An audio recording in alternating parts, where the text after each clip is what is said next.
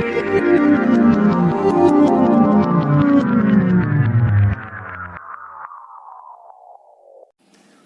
Friends, welcome back to my YouTube channel Commerce Gateway. Friend, आज है day 2 accounting for partnership firm fundamental. I hope आपको day first के सारे topic अच्छे से क्लियर हो गए होंगे। फ्रेंड, आज डे 2 में हम कंटिन्यू करेंगे फंडामेंटल के थ्योरी पार्ट को, जिसमें आज हम डिस्कस करेंगे meaning, content and importance of partnership deed and rule applicable in the absence of partnership deed.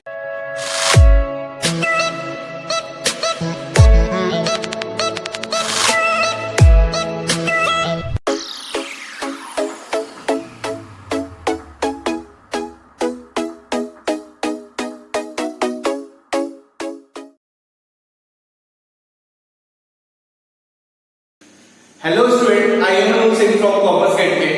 Student, आज है day 2 accounting for partnership firm fundamental का। स्टूडेंट, हम लोगों ने डे फर्स्ट में डिस्कस किया था meaning and definition of partnership, nature of partnership firm, features and characteristic of partnership and rights of partner. तो स्टूडेंट, आज हम डे 2 में डिस्कस करेंगे meaning, content and importance of partnership deed. Next one is rules applicable in the absence of partnership deed. तो student start करते हैं। Student, अब हम डिस्कस करते हैं अपना first topic, partnership deed. Partnership deed होता क्या है? Student, all of you know that partnership is the result of agreement between the partners, which means कि जब दो या दो से अधिक पर्सन किसी बिजनेस को स्टार्ट करने के लिए एग्री होते हैं और जो उन दोनों के बीच में या जो उन लोगों के बीच में जो एग्रीमेंट होता है, जैसे वो एग्रीमेंट होता है वही से पार्टनरशिप स्टार्ट। Okay, clear? और प्रीवियस वीडियो में जब हम लोगों ने पढ़ा था फीचर्स ऑफ पार्टनरशिप, तो वहां पे भी डिस्कस किया था एग्रीमेंट के बारे में। वहां पे बताया गया था कि ये एग्रीमेंट ओरल भी हो सकता है या रिटन भी हो सकता है। इसके लिए कोई कंपल्सरी रूल नहीं है कि हाँ एग्रीमेंट रिटन ही होगा या ये एग्रीमेंट ओरल ही होगा। एग्रीमेंट रिटन फॉर्म में भी हो सकता है और ओरल फॉर्म में भी हो सकता है। तो एग्रीमेंट जब रिटन फॉर्म में होता है तो उसे हम कहते हैं पार्टनरशिप डीड। आइए देखते हैं क्या होता है ये। Partnership deed is a document prepared with the mutual consent of all partners containing all the details, terms and condition of the partnership agreement, and it is also known as article of partnership, which means कि partnership deed क्या है? Document. Partnership deed क्या है?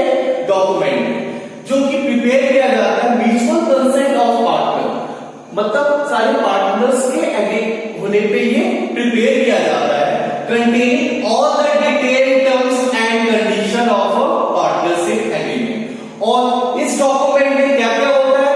सारे details होते हैं, सारे condition होते हैं। किससे रिलेटेड? वो डिटेल और वो कंडीशन किससे रिलेटेड होते हैं? पार्टनरशिप एग्रीमेंट से रिलेटेड सारे डिटेल और डॉक्यूमेंट। ओके, और इसे हम आर्टिकल ऑफ पार्टनरशिप भी कहते हैं।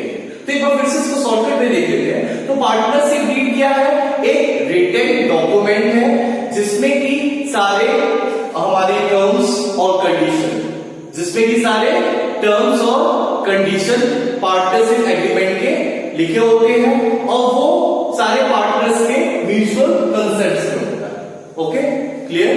स्टूडेंट, अब हम डिस्कस करते हैं content of partnership deed, means कि पार्टनरशिप डीड में क्या क्या बातें लिखी होती है।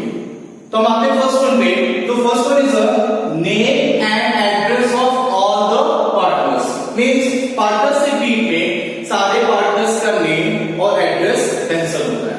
Second one is name and address of the firm, means कि पार्टनरशिप डीड में फर्म का नेम और फर्म का रजिस्टर्ड एड्रेस कहां पे है, ये सब कुछ उसमें मेंशन होता है। Next one is the nature of business, जो पार्टनरशिप फर्म का बिजनेस है उसका नेचर क्या है, किस टाइप का बिजनेस है, वो भी पार्टनरशिप डीड में गिवन होता है।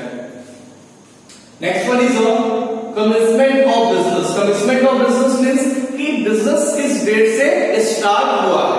Next one is capital contribution. Capital contribution means कि किस पार्टनर ने कितना कैपिटल पार्टनरशिप फॉर्म में कंट्रीब्यूट किया है या लगाया है, वो भी पार्टनरशिप डीड में इंफॉर्मेशन उसकी गिवन होगी। Next one interest on capital. Interest on capital means कि अगर पार्टनर्स के कैपिटल पे इंटरेस्ट अलाउड होगा तो उसका रेट क्या होगा, वो पार्टनरशिप डीड में गिवन होगा। Next one is interest on drawing. अगर फर्म पार्टनर्स की ड्राइंग में इंटरेस्ट चार्ज करता है तो उसका रेट क्या होगा, ये सारी इंफॉर्मेशन पार्टनरशिप डीड में गिवन होगी। Next one is salary of the commission. Means कि अगर फर्म पार्टनर को सैलरी या कमीशन पे करता है तो वो सारी इंफॉर्मेशन, कितनी सैलरी पे करेगा, पर मंथ करेगा या ईयरली करेगा, कितना कमीशन पे करेगा, वो सारी इंफॉर्मेशन पार्टनरशिप डीड में गिवन होगी। Next one is accounting period of the firm. यहां पे कौन सा अकाउंटिंग पीरियड अडॉप्ट किया जाएगा, कैलेंडर ईयर को लिया जाएगा या फाइनेंशियल ईयर। दोनों में डिफरेंस क्या होता है, फाइनेंशियल ईयर स्टार्ट होता है 1 अप्रैल से 31 मार्च नेक्स्ट ईयर, और कैलेंडर ईयर स्टार्ट होता है 1 जनवरी टू 31 मार्च। तो कौन सा ईयर यहां पे लिया जाएगा, ये भी पार्टनरशिप डीड में गिवन होगा, या वो कैलेंडर ईयर हो या financial year. Next one is rights and duties of partner. Partners की क्या राइट्स है, पार्टनर की क्या ड्यूटीज है, ये भी पार्टनरशिप डीड में मेंशन होगा। Next one settlement of dispute. अगर पार्टनर्स के बीच में कोई डिस्प्यूट होता है तो वो किस तरीके से सेटल करेंगे, क्या उसका मोड होगा सेटलमेंट का, ये भी पार्टनरशिप डीड में इंफॉर्मेशन गिवन होती है। Next one is the mode of auditors appointment. अगर पार्टनरशिप फर्म की बुक ऑडिट होगी तो कौन ऑडिटर होगा, कैसे ऑडिट होगी, ये सारी इंफॉर्मेशन पार्टनरशिप डीड में गिवन होगी। Next one is settlement of accounts. कैसे हम अकाउंट्स की बुक को सेटल करेंगे, in the case of admission, in the case of retirement, in the case of death of partner, in the case of dissolution of firm, वो सारे information partnership deed में given होगा। Next one is valuation of goodwill. Partnership firm में goodwill की कैसे valuation की जाएगी, कौन से मेथड को अडॉप्ट किया जाएगा, ये सारी इंफॉर्मेशन भी पार्टनरशिप डीड में गिवन होगी।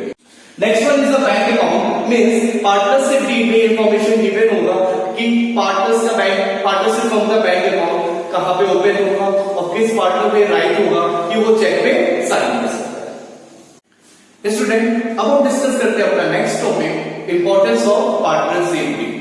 तो स्टूडेंट जैसे कि आप लोगों को पहले से पता है कि पार्टनरशिप डीड कंपल्सरी नहीं है।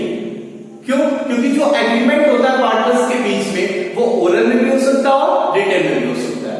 अगर रिटन में होता है तो वो पार्टनरशिप डीड होता है, और ये पार्टनरशिप डीड कंपल्सरी नहीं है।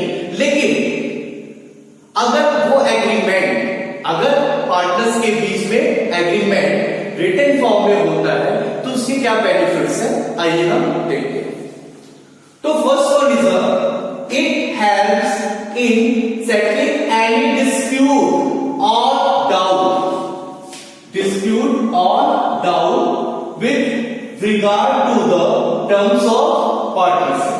Second one is it serve as an evidence in the court of law, and third one is it regulates the rights, duties and liabilities of each partner. It means कि अगर हम agreement को written form में करते हैं और written form में जब करेंगे तो हम पार्टनरशिप डीड प्रिपेयर करेंगे, तो उसका फर्स्ट बेनिफिट ये होता है कि अगर पार्टनर्स के बीच में कोई डिस्प्यूट होता है, डिस्प्यूट मीन्स लड़ाई झगड़े वाद विवाद, या फिर कोई डाउट होता है, तो हम उसको बहुत ही इजीली वे में पार्टनरशिप डीड के अकॉर्डिंग सेटल कर सकते हैं, क्योंकि पार्टनरशिप डीड में पार्टनरशिप से रिलेटेड सारे टर्म्स और कंडीशन गिवन है।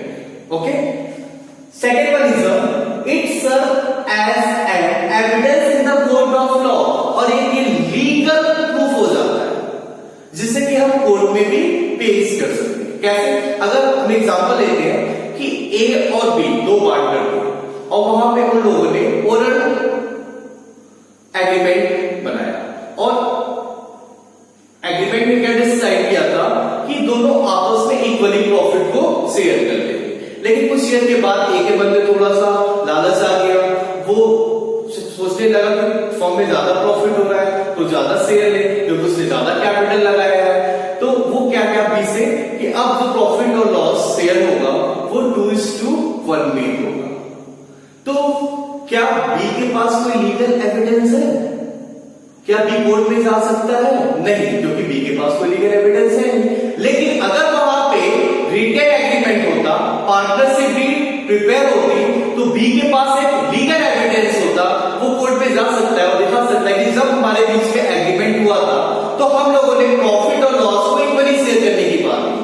तो जो ए का क्लेम है 2:1 में शेयर करना वो wrong. Okay, next one is it regulates the rights, duties and liability of each partner.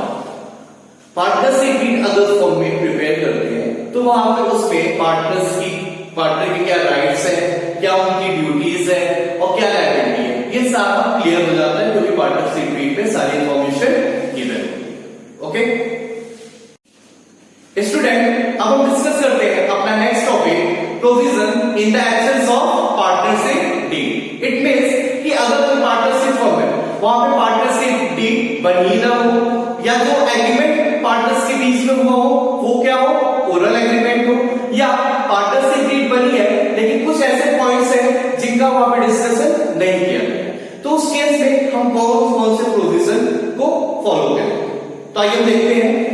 First जो प्रोविजन है वो क्या है, profit sharing ratio. Second one is the interest on capital. Third one is the interest on drawing. Next one is the salary or commission to partner and next one is the interest on partner loan. अगर partnership deed बनी है और ये जो 5 हमारे points हैं, अगर वो वहां पे पार्टनरशिप डीड में इनके बारे में कोई भी इंफॉर्मेशन मेंशन नहीं है तो भी हम इस प्रोविजन को अप्लाई करेंगे। तो first one is profit sharing ratio. अगर पार्टनरशिप डीड नहीं बनी है, ओरल एग्रीमेंट है, पार्टनरशिप डीड बनी है और इंफॉर्मेशन नहीं है, तो जो भी प्रॉफिट शेयरिंग रेशियो पार्टनर्स के बीच में होगा वो क्या होगा, इक्वली होगा। अगर पार्टनरशिप डीड बनी है तो वहां पे जो रेशियो है उस रेशियो में पार्टनर शेयर करेंगे प्रॉफिट और लॉस को। अगर पार्टनरशिप डीड नहीं बनी हुई है तो उस केस में पार्टनर्स आपस में प्रॉफिट को इक्वली शेयर करेंगे, मींस 1:1 में। अगर हम एग्जांपल लेते हैं ए और बी है, दो पार्टनर है और वहां पे पार्टनरशिप डीड नहीं बनी है और क्वेश्चन में भी कोई इंफॉर्मेशन गिवन नहीं है कि किस रेशियो में शेयर करेंगे, तो इस केस में जो ए और बी अपने प्रॉफिट और लॉस को किस रेशियो में शेयर करेंगे, इक्वली करेंगे, means 1:1। Okay, next one is the interest on capital. अगर पार्टनरशिप डीड में इंफॉर्मेशन है कि पार्टनर्स को कैपिटल पे इंटरेस्ट प्रोवाइड किया जाएगा तो ही हम उसे कैपिटल पे इंटरेस्ट प्रोवाइड करेंगे। अगर पार्टनरशिप डीड में नहीं इंफॉर्मेशन है तो वहां पे किसी भी पार्टनर्स को कोई भी इंटरेस्ट कैपिटल पे अलाउड नहीं किया जाएगा। चाहे पार्टनर चिल्लाते रहे कि हमने कैपिटल इन्वेस्ट किया है, हमें इंटरेस्ट चाहिए, कुछ भी नहीं मिलेगा जब तक वो पार्टनरशिप डीड में गिवन नहीं। Okay, next one is interest on drawing. Same as interest on capital, interest on drawing partner पे चार्ज नहीं किया जाएगा। अगर जो पार्टनर फर्म से पैसा विड्रॉ किए पर्सनल यूज के लिए, उस पैसे पे फर्म पार्टनर से इंटरेस्ट चार्ज नहीं करेगा। Next one is salary oblique commission to partner. अगर पार्टनरशिप डीड साइलेंट है तो पार्टनरशिप डीड साइलेंट है या ओरल एग्रीमेंट है या पार्टनरशिप डीड में सैलरी और कमीशन के बारे में कोई भी इंफॉर्मेशन गिवन नहीं है तो उस केस में किसी भी पार्टनर को सैलरी नहीं अलाउड की जाएगी और ना ही किसी पार्टनर को कमीशन दिया जाएगा। Next one is interest on partner loan. अगर पार्टनर ने फर्म को लोन दिया तो उस केस में जो इंटरेस्ट रिसीव करेगा पार्टनर या हम कह लें जो फर्म इंटरेस्ट पे करेगा वो क्या होगा 6% पर एनम। अगर कोई इंफॉर्मेशन गिवन नहीं है रेट ऑफ इंटरेस्ट की, अगर पार्टनरशिप डीड बनी है तो उसमें जो इंटरेस्ट का रेट है वो इंटरेस्ट फॉर्म पे करेगा पार्टनर को इंटरेस्ट ऑन लोन। अगर पार्टनरशिप डीड नहीं है या ओवरऑल एग्रीमेंट है या पार्टनरशिप डीड बनी हुई है और इंटरेस्ट ऑन लोन का वहां पे कोई भी इंटरेस्ट ऑन लोन के बारे में कुछ भी नहीं लिखा हुआ है, तो उस केस में फर्म पार्टनर को 6% पर एनम के हिसाब से उसके लोन पे इंटरेस्ट। क्लियर? ओके स्टूडेंट, आज के लिए बस इतना ही। आई होप आज के सारे टॉपिक आपको अच्छे से क्लियर हो गए होंगे। अगर आपको कोई भी डाउट है या कोई भी प्रॉब्लम है तो आप हमें कमेंट कर सकते हैं या फिर हमें कांटेक्ट कर सकते हैं। तो स्टूडेंट मिलते हैं कल डे 3 में, जहां पे हम डिस्कस करेंगे इंटरेस्ट ऑन कैपिटल के बारे में। अभी तक जिन लोगों ने हमारे चैनल को सब्सक्राइब नहीं किया है प्लीज वो इसे सब्सक्राइब जरूर करें, और अगर हमारा वीडियो पसंद आता है तो इसे लाइक करना बिल्कुल ना भूलें। Okay, bye bye.